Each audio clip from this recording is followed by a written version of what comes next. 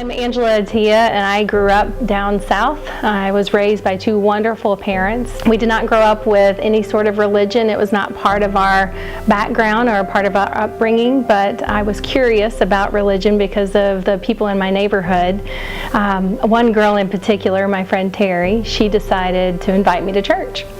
And I had a curiosity about what all these buses were coming through the neighborhood to pick up these people and take them to church. And so I went and was just really blown away by the atmosphere. There was something different about it, something energizing about the atmosphere. And as the preacher began to talk about Jesus, I found myself as a 9-year-old just on the edge of my seat wondering, is this guy for real? Is Jesus for real? And the more he began to talk about the stories of Jesus, I just felt this strong connection. And when he gave the call to come down for anyone who wanted to invite Jesus into their lives, to come down to the altar, and I was like, I could do this? Me? And so as a 9-year-old, I, kind of with a nod from the family that I came with, I went running down to the altar and I said, I do. And in that moment, I just felt this liquid love just pouring over me. And there were many adults that were standing around and they were more encased in tears, and you could just see there was just this relief on them. And as a kid, I couldn't quite relate at that time of the tears, but looking back, I know now. And I really just sat in that moment and just resonated with the love that was being poured out. And later that afternoon, we went back to my friend Terry's house, and I was telling her about just the amazing feeling that I had. And suddenly I felt this jolt. It was like this electric jolt going through my body. And the best way I can describe it is it felt like I'd put a penny in the light socket.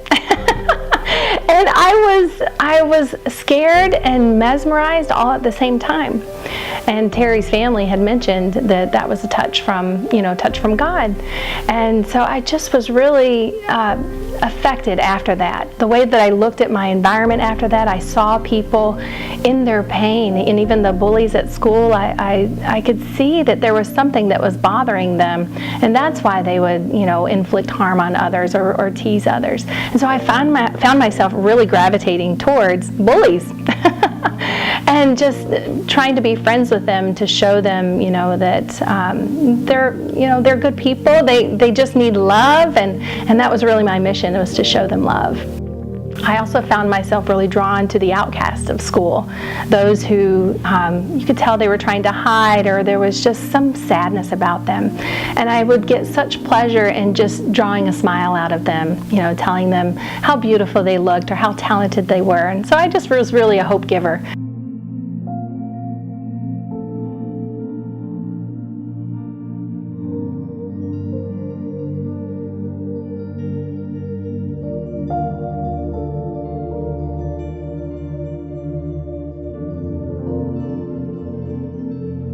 But then my life kind of took a dramatic turn. I was adopted by my stepfather, but before that I went to visit with my real father.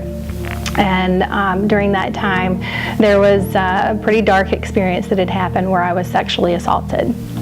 And so that really changed the dynamic of how I began to see things. And I found from that moment at the age of 9 that dark thoughts and dark things began to kind of haunt me and find me wherever I went.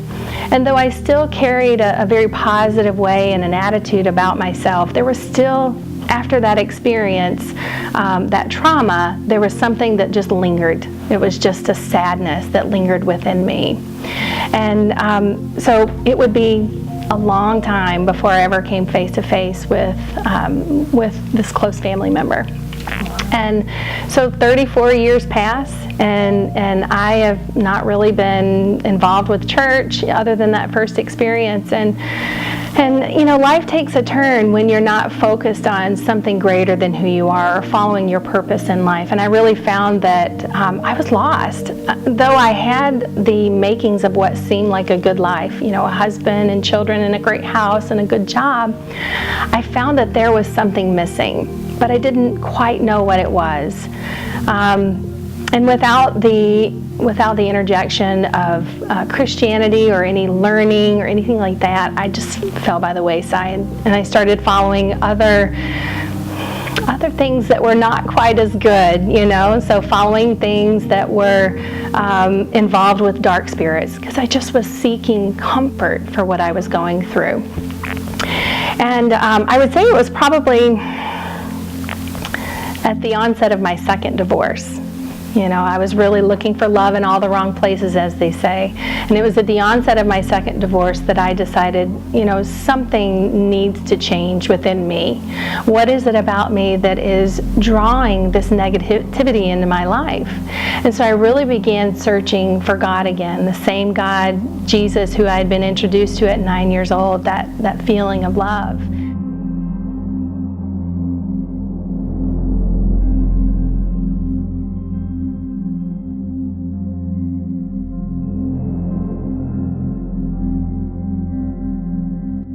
So I started going to church. I also started attending a domestic violence support group because the marriages that I had turned abusive, and also seeking personal therapy. And I thought, something has to happen, something has to give. And I found that the support group was really good about showing and identifying the abuse in my life and really recognizing the signs. And the therapist was wonderful at pointing out, these were the traumatic things along your lifespan that has really stuck with you and shaped the way that you respond to things and the way that you go through life. But I found that there was something different about going to the church. The messages started out very positive and uplifting and really gave me hope. Because I was in a desperate situation, and I felt like being in a community would help to rejuvenate my hope. And so I found it. I found hope in the church. But it took some time to really trust in the Lord again. And in a situation where it really boiled down to a life or death encounter, I got angry with God. And this was about 7 months after I had been seeking the Lord, if He was real, and understanding His role in my life and what my role was. And I remember just crying out to Him and saying, you know what, if this is how you want it to be, then so be it. Then just take me already. But if you're real, then I need you to show up and show me that you're real. And in that moment, it was like that 9-year-old kid again. I just was flooded with this liquid love of just an outpouring of unconditional acceptance, protection, and peace. Just a peace that it is so hard to even describe. And so that occurrence, which was in July of 2014, really marked my life and changed me. And I took a totally different direction and began chasing after that experience. I became addicted to finding that peace and that love and just sitting in that. And I realized that it was Jesus that I was chasing after. And after that experience, I really felt like the Bible came alive for me. I would read the stories in the Bible, and it would be like they were playing out in a scene in front of me, like something had been activated in my spiritual senses or just in my imagination. I looked at the world differently. I could look at a sunset and just be in awe of how beautiful and how intricate it was. And so this was a time that I began to really talk with God and expose my heart to Him in a way that I was ready for healing for the areas of my heart that had hurt.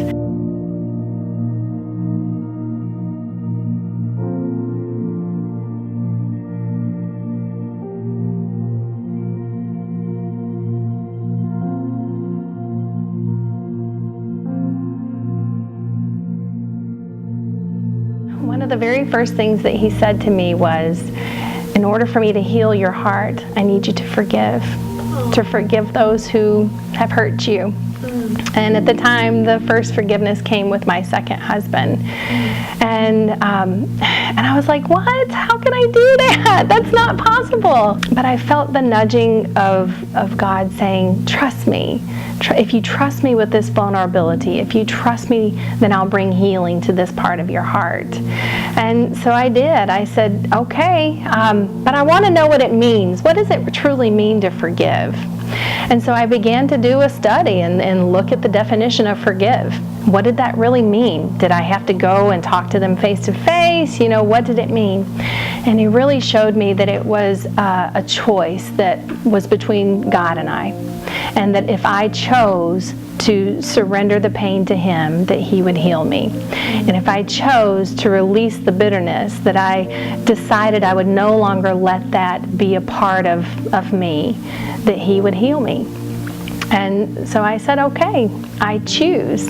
And thinking that it might just be words that I'm speaking, I realized after that there was such power in those words.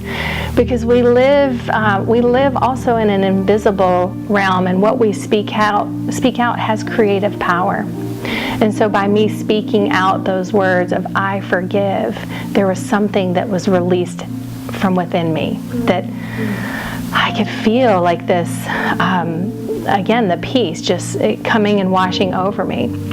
And then I felt the need to pray for me to be able to have the ability to see that person who hurt me.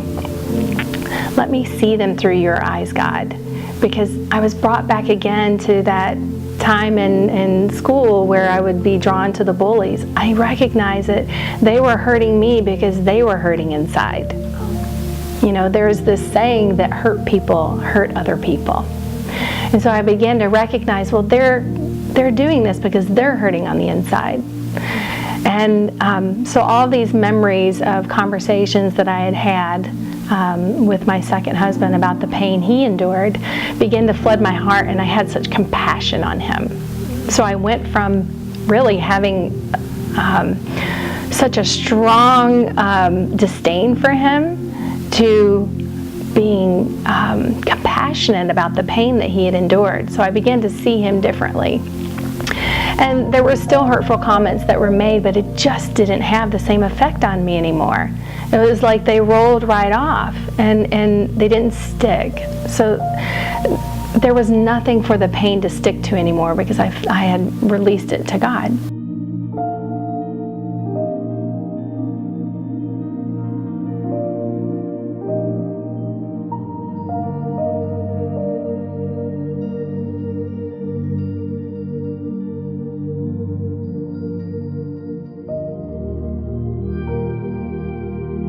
There are many people in our lives who have hurt us.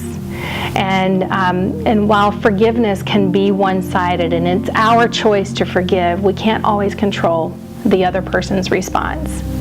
And until they're ready to forgive also, reconciliation is not quite possible.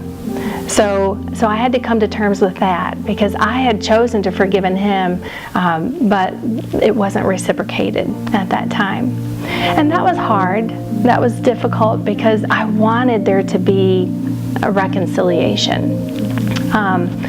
But continuing to trust God, I moved forward and got to a point where the Lord had asked me then if I would forgive my biological father, who was the one who had assaulted me at 9. And by this time, I had really grown close with the Lord and just trusting Him and walking through forgiveness and Him telling me who I am and really building up my identity in Him. And so I said, yes, Lord, of course, I'll forgive him. And He said, I want you to call him. And that was a whole nother step that I was like, I'm not sure if I'm ready to call him. Do I really have to call him? And that's not to say that we have to call or confront everyone that God is calling us to forgive. But He did in this instance. And He asked me again to trust Him. So by taking that step of obedience to God, because trusting that His plans for us are always good, I took that step and I called. And through a couple of phone tag messages, we connected. And at first I really thought that it was just going to be me relaying to him, Jesus has forgiven me of all of my sins and all that I have done, and so I feel compelled to forgive you of the wrongs that you've done to me, thinking that would be the end of the conversation. Well, I was so pleasantly surprised when on the other end he just really confirmed that it was a blessing. It was an answer to a prayer that he had been praying for many, many years. Now, it was 34 years between when the incident occurred and when I reached out to him to make that connection. So 34 years had passed, and I had no idea what kind of a person he was, if he was even still alive at that point. But when we connected and he spoke those words of gratitude that I had called him, there was another level of healing that had happened and occurred in my heart. Again, it felt like I was just being released of this weight. There was a weight that lifted. So we had spent a couple of months just talking by phone and catching up. I have a whole other side of a family that I didn't grow up with and didn't know, so it was exciting to learn about them. And then it got to the point where the Lord asked me to go and visit him in person. And that just brought on a whole other level of, I don't know if I can do this. And again, it was just choosing to trust that the Lord wouldn't ask me to do that if it wasn't for my good. And so I went with a friend, and we went out to visit my biological father, Jack. We went to visit him, and the Lord just blessed me so tremendously, because what I had discovered on the phone of him, portraying himself as a godly man, it was true in person too. And so the Lord really blessed me, because there was this conversation between him and I of learning about my heritage. I come from a line of people who have served the Lord in preaching and in ministry, and that was something that I had no part in growing up. But the biggest blessing that came was when he spoke those words of saying he was sorry. And it was truly, truly a gift, because I think back to those moments in group counseling at the domestic violence shelter or domestic violence group, and them all expressing the desire, the need, just to hear the person say they were sorry. And when you don't have that, it feels like something is unresolved, and only God can really soothe that pain. And so the time I spent with him was truly like sitting at the feet of Jesus. The Lord had gotten a hold of him because he recognized his ways, that he was going towards death. He was living a life that was not good.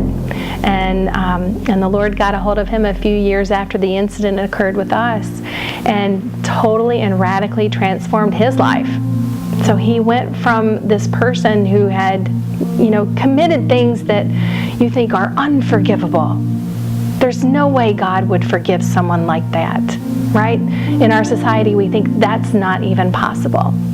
But God is merciful and kind, and when we come to him with this heart of desire to know him and to be cleansed of that unrighteousness, he's so faithful.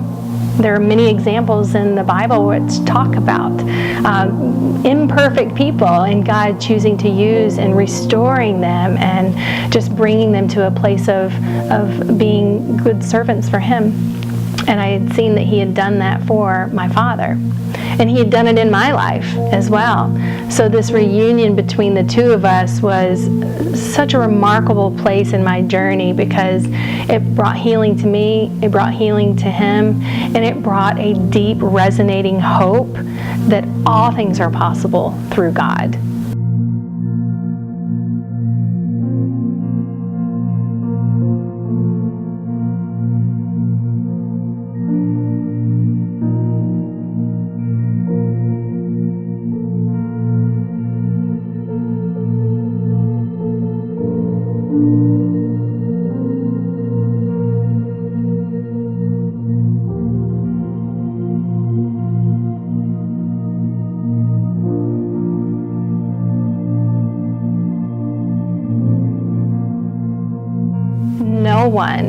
no one would be left behind, that Jesus came to save the sinners, those who were walking in wickedness. He didn't come to save the self-righteous. And so that just really began to stir my heart to minister to those who felt unworthy of God's love. But the only way to get to that point is to really join in that partnership with Jesus through the Holy Spirit to deal with the wounds in our own hearts. The best way it was described to me one time is that wounds in our hearts from past traumatic experiences or lies that we've believed, maybe teachers or parents have spoken these hurtful things over us, that it's like bad fruit that sits out. And with this bad fruit, it collects fruit flies. And no matter how many times you try to shoo the fruit flies away, they keep returning. So it's only by throwing out the bad fruit and dealing with that healing can come. And so I'm just grateful for the healing He's done in my heart and the healing that He's allowed me to deliver to others. And that is just the message of His love and His mercy. And as a good Father, there are times when He disciplines us. But that's because He's such a good Father, and He desires for us to live out our purpose, to live to the fullness of our destiny that He's created for us. So reconciliation is it's important. It's an important part to gaining peace, but that first starts with forgiveness, and that's something that we alone do with God, and really through His power. There are many people in the world who maybe don't follow God or don't know about His healing power, His love for them, but there's still such an impact in the words that they speak to themselves and to others, because our words have power. We have power to hurt someone with our words, and the power to heal others with our words too. So it becomes this choice of, do I want to live and speak life, or do I want to live and speak death? And by choosing to speak life, it brings peace and joy and just all the things that you don't get when you speak death. So that's been my story of healing and just really journeying through building trust with God. Because I find that in order to get to the place of being able to forgive other people, we must have a level of trust with God to be vulnerable in that. Without that first component being built, the foundation being built in trusting God, it becomes difficult to forgive. And sometimes we have to forgive on a continual basis. But once we move past healing those wounds, and that's a continual process, right? Because we interact with people of all backgrounds, and on a daily basis we can be bombarded with lies or wounds. But it's with that continual partnership with God that we can walk through those things and be unaffected by them, have them fall off of us when we trust Him to heal the wounds in our heart. And then from there, we can begin to really walk in our destiny, what we're created for, because now we're living a life that is full of peace and joy and embracing our true identity. And that is such an exciting part that comes after you take the risk of trusting God, and then you take that risk of surrendering to Him to forgive. And for me, that's been the most rewarding part, is understanding who He created me to be and seeing that in other people too.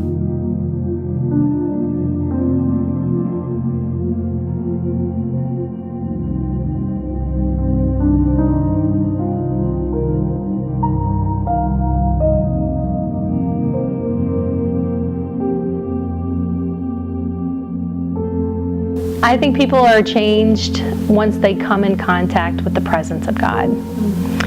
It's not changed by just speaking to them, oh, believe this, just do that, and you'll be okay.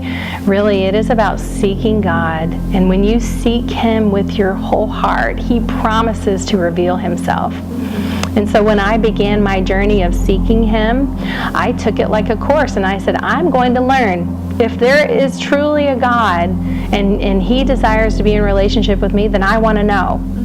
And so I just began, like a student, studying, learning, talking to different people. What are your opinions on this?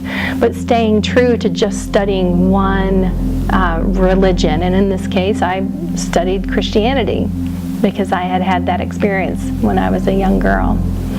But He has, every time you seek after Him, He is faithful to reveal Himself. He speaks to us in all different kinds of ways. He speaks to us through dreams and through knowings in our heart. And, so that's been such a great honor that He's bestowed upon me to be able to teach other people how to recognize His voice. Because everyone hears His voice. It's just a matter of wading through. Is that His voice? Is that my voice? Or is that the voice of the lies and the dark thoughts that come against me? Because there is certainly a dark element to this world as well that tries to bring us down and keep us in that place of sadness and depression.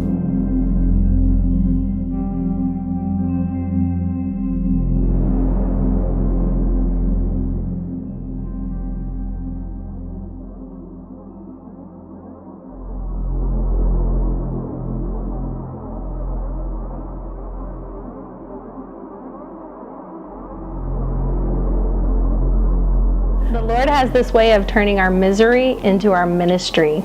Yes. And that doesn't mean that we have to be in the church, to do ministry. Ministry and missions happen in our everyday life, in our everyday walk. It was right after I had accepted Christ. It was within months that I had the sexual assault, and then I had a close family member also inflict pain. And when you're a child and you're going through these hurtful things, it's very hard to understand. But looking back, I recognize I had been marked in the Spirit. Yes. I had been marked by God, by His Holy Spirit, because when I accepted Him, something changed within me. His light came within me. And because we live in a world that goes beyond the natural, there is a spiritual element to an unseen, invisible realm. This realm also plays a big part in our life. And without the awareness of that realm, we really walk through life blindly, wondering why these things happen to us. Shortly after that experience, I began hearing thoughts that just did not go with who I was. I would hear thoughts that I should kill myself or to hurt someone else, and I never had those thoughts. Like they weren't a part of who I am. Those dark thoughts would come and invade my nighttime when I was sleeping. I would hear, just horrible thoughts. You're not wanted. You're unworthy. No one wants you. Just horrific thoughts. And I began to wonder, even as a child, what's wrong with me? Why am I having these thoughts? And it really plagued me for a long time, because although I had really experienced those traumatic events, I still tried to stay positive and be a good person and really walk through life with a positive attitude in spite of the things that had happened. And I remember that once I started walking with Jesus, I had learned, the reality of His presence that had overcome me in that love encounter when the love encounter when I had cried out to God to reveal Himself to me. And from that moment, I again was walking in this positivity, but I was still hearing dark thoughts. And I remember having a conversation with a friend from church, and I expressed to her my concern. I didn't know what was wrong with me because I was having these thoughts. And she said, "Oh, that's spiritual warfare. That's the dark spirits that are talking to you." And you would have thought that I had won the lottery, because I was like, what? Like, there's an explanation for this? And so I began to do research, going to sermons and just reading the Bible and understanding that there is a dark force. It says in the Word of God that we don't wage war against flesh and blood, but against dark powers and principalities of this world. And that, to me, gave me such hope, because then I felt like the enemy was identified. I knew that there was something greater, not only working for me, who is God, but there was also another power that was working against me to try and keep me from God and keep me from walking in my destiny. And that just really explained a lot of, as I was growing up and understanding that it was the dark thoughts that tried to get me to make bad decisions, and that often influenced me to make them because I thought they were my own thoughts.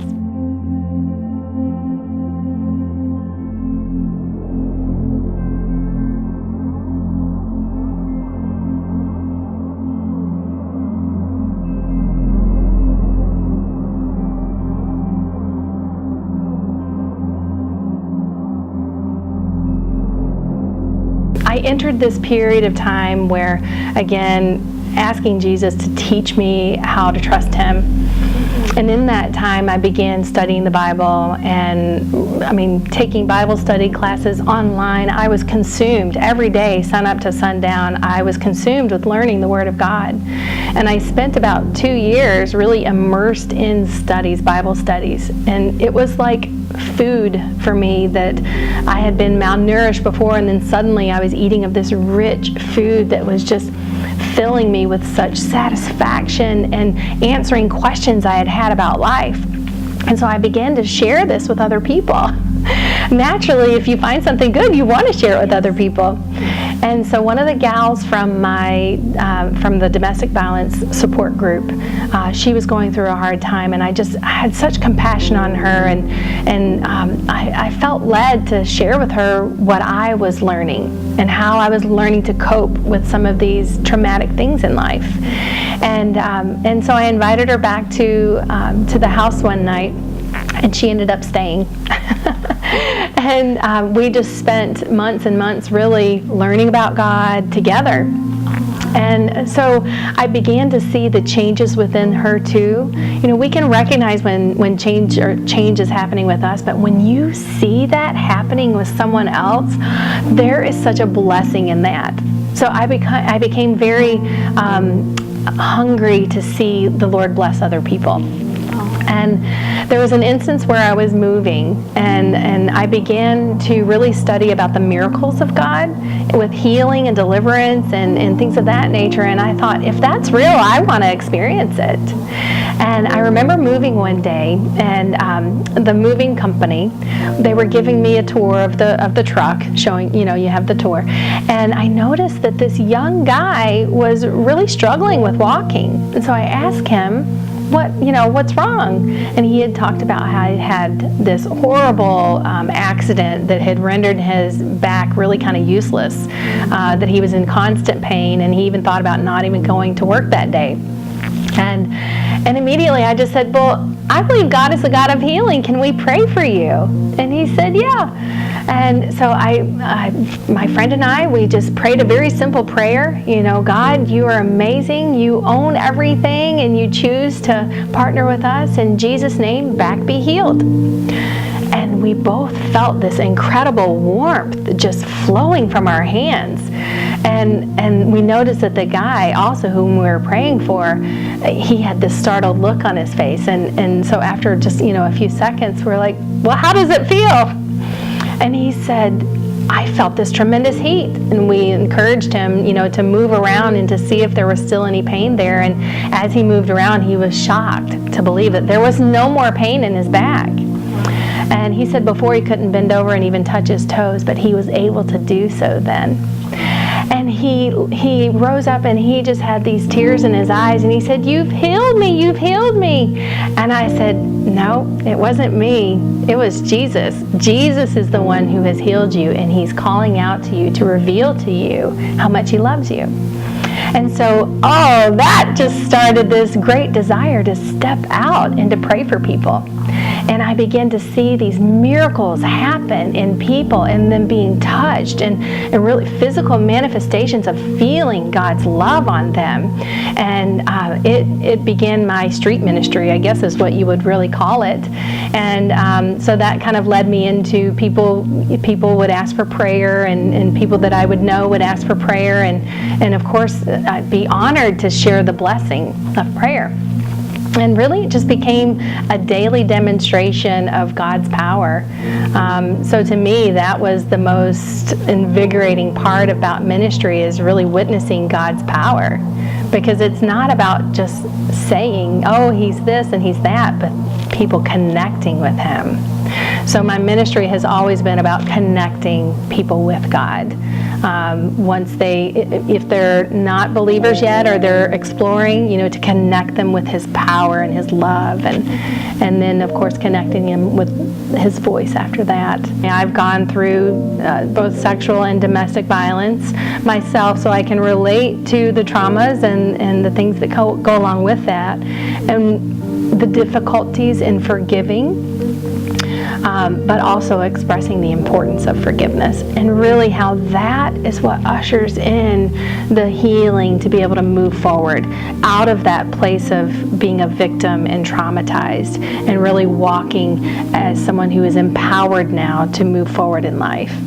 So I consider myself a connector, and I partner with many other ministries who do much of the same of what God has called me to do, teaching how to hear the voice of God and partnering with Holy Spirit and walking through forgiveness.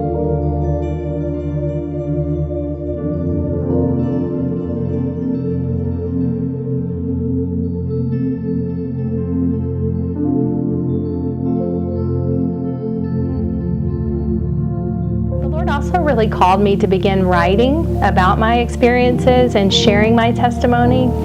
And it was recently that I decided to take the plunge and publish a book. And so I wrote this book. It was a lifetime in the making, but start to finish, it took about 3 months to write. And it's called Rescue Mission: Prisoners of Darkness, and it's based on the Isaiah 61 mandate. That Jesus comes to set the prisoners free, to set people free from oppression, really. And so it's my story. Much of what I've shared, it's my story of healing through forgiveness and trusting in God and understanding the spiritual realm and really gaining awareness of it, but not just gaining awareness of it, how to stand in the authority of Jesus that He gives to His followers to push back the darkness that comes against our families and our businesses and our ministries and communities. And so as I began writing that, it released a greater healing and a desire for me to continue in the writings. And through many dreams, the Lord has revealed that this is a mandate that He's placed on my life, is to write and to share the experiences, because it is through the sharing of our testimonies that people understand that God is real. And so writing and preaching and teaching and really demonstrating, that's the ministry. That's what it's all about. It's not about drawing attention to me. It's about pointing people to Jesus and showing that all things are possible for those who will believe in Him and surrender to Him, because He is worthy. He is worthy of it. But it's not just because He's worthy. It's because He's fun and He's adventurous, and His plans for us are so good. So I have really enjoyed just partnering with Him, and I look forward to the adventure of each day. And while that is not how I've always done things in the past, walking with Him day to day, it definitely, you overcome a lot of fear in that, but it's only through trusting Him, and that takes time.